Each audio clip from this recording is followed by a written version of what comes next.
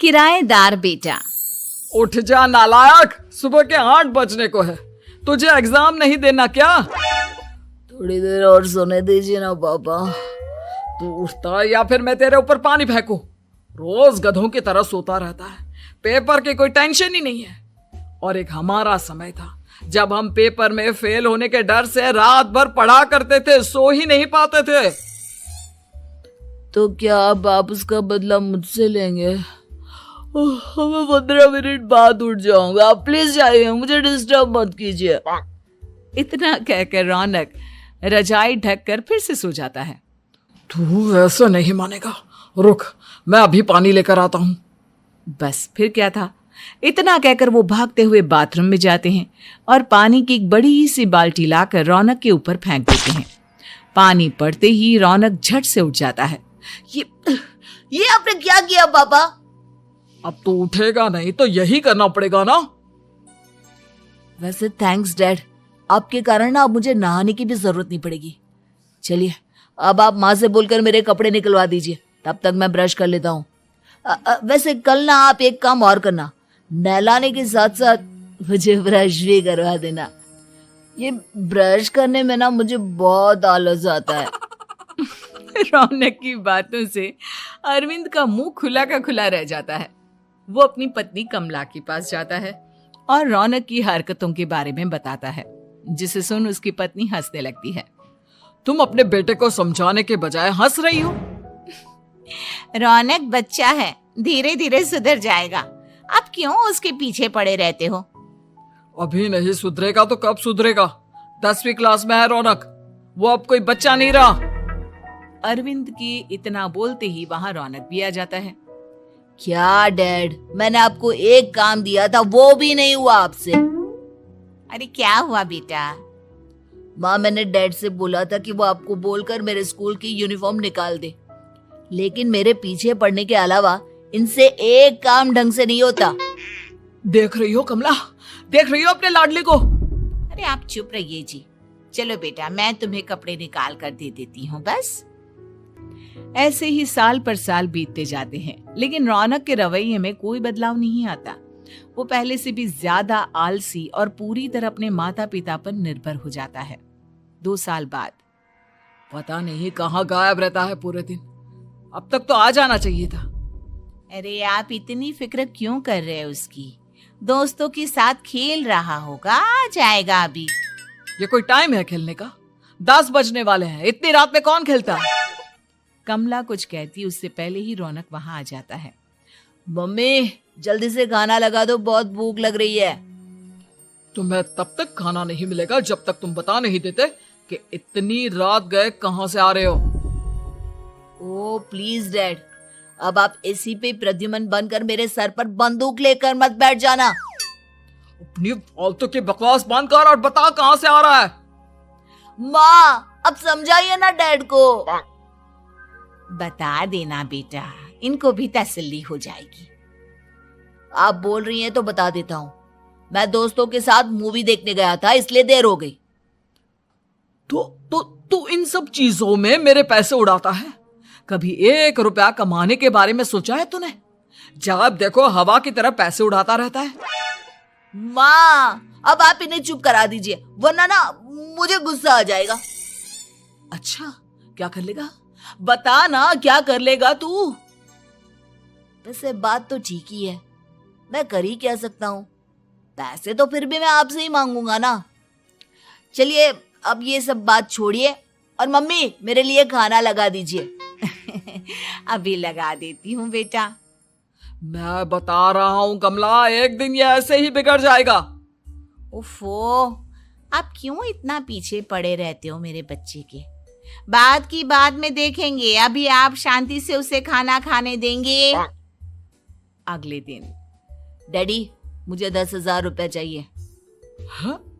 अब इतने पैसे क्यों चाहिए तुझे? डैड आप बिना सवाल किए कभी पैसे नहीं दे सकते क्या? जब तक तू बताएगा नहीं तुझे पैसे भी नहीं मिलेंगे। अरे अब आप अपने बेटे को पैसे भी नहीं दे सकते? नालायक, तेरी उम्र के लोग नौकरी करते हैं और एक तू है जो नौकरी करने का नाम ही नहीं लेता कभी। आप लोगों के होते हुए भला मैं नौकरी क्यों करूं? अरे हम कब तक पैसे देंगे तुझे? तुझे भी तो अपने पैरों पर खड़ा होना होगा ना। कौन सा उधार के पैरों पर खड़ा हूं? अपने ही तो पैरों पर खड़ा हूं मैं।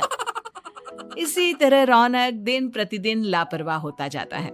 उसकी लापरवाही को देखते हुए अरविंद और कमला अपने बेटे की शादी कराने का फैसला लेते हैं और 1 महीने के अंदर अंदर ही रौनक की शादी मेघा नाम की लड़की से करा देते हैं। शादी के कुछ दिन बाद, रौनक, मुझे एक अच्छी सी साड़ी चाहिए, आप ला दोगी ना? हाँ, क्यों नहीं। कितने तक की आती है साड़ी? यही करीब 5,000 तक की। तुम चिंता मत करो, मैं आज ही डैडी से पैसे मांगकर तुम्हारे लिए साड़ी ले आऊंगा। आप कब तक ऐसे ही अपने पापा से पैसे मांगते रहेंगी?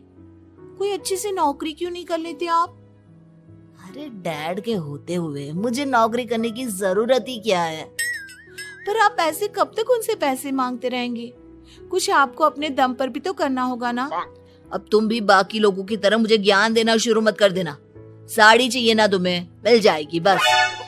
इतना कहकर रौनक अपने पिता से पैसे मांगने चला जाता है। डैडी, मुझे 5,000 रुपया चाहिए।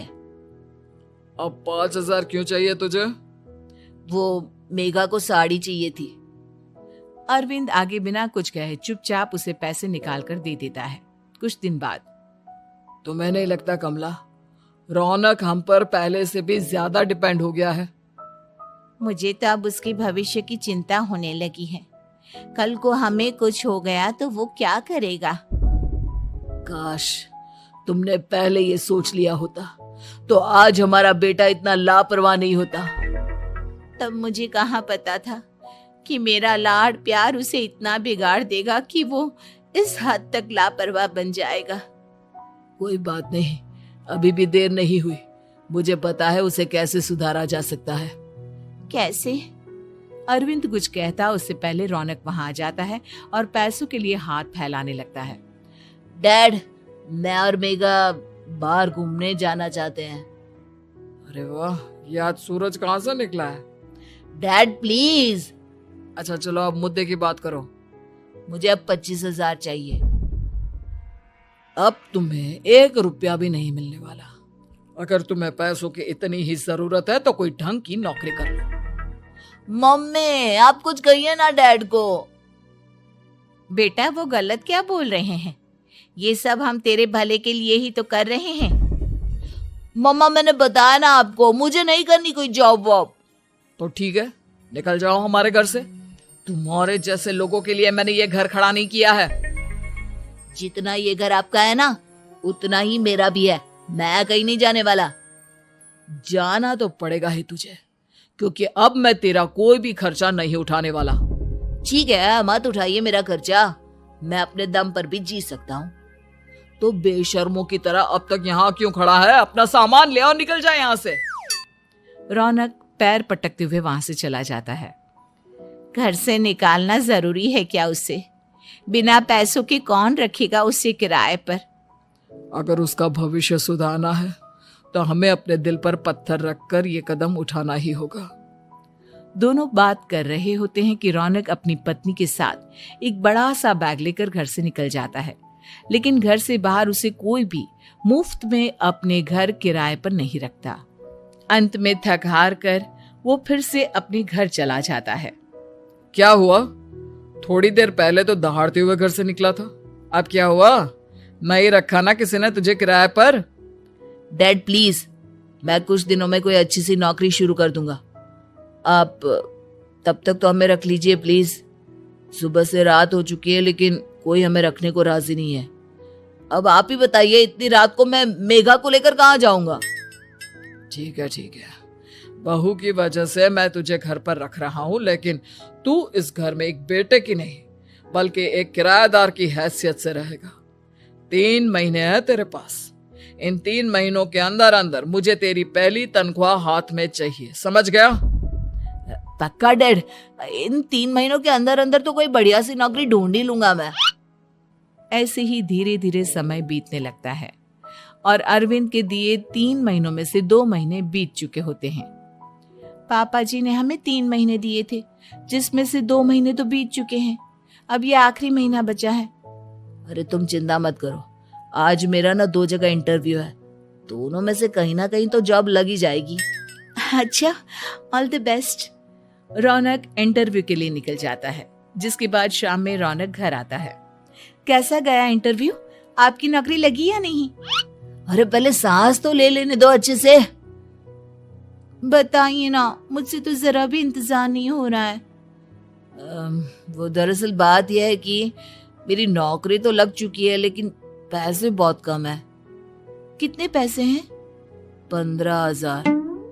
इतने में अरविंद और कमला मिठाई का डिब्बा लेकर आ जाते हैं। बधाई हो बेटा।